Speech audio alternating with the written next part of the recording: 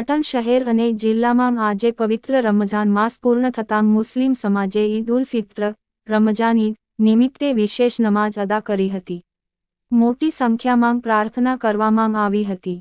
પાટણ ખાતે આવેલ કાજીવાડો પાવર હાઉસની સામે ડીબાજ કોમ્પ્લેક્સના માલિક ઉમર ખાન રાઉમાએ પોતાના વિસ્તારમાં દૂધ કોલ્ડ્રિંકનો કાર્યક્રમ રાખ્યો હતો। તેમાં મુસ્લિમ અને હિન્દુ ભાઈ નવ એકબીજાને ગળે લાગ્યા હતા, સાથે એકબીજાને કોલ્ડ્રિંક પીવરાઈ મોં મીઠું કરાઈ ભાઈચારોનું ઉત્તમ ઉદાહરણ પૂરું પાડ્યું હતું અને રમઝાન ઈદની શુભેચ્છા પાઠવી સાથે ઉમર ખાન રાઉમાએ તમામ મુસ્લિમ ભાઈ બહેનોને ઈદ મુબારક પાઠવી હતી।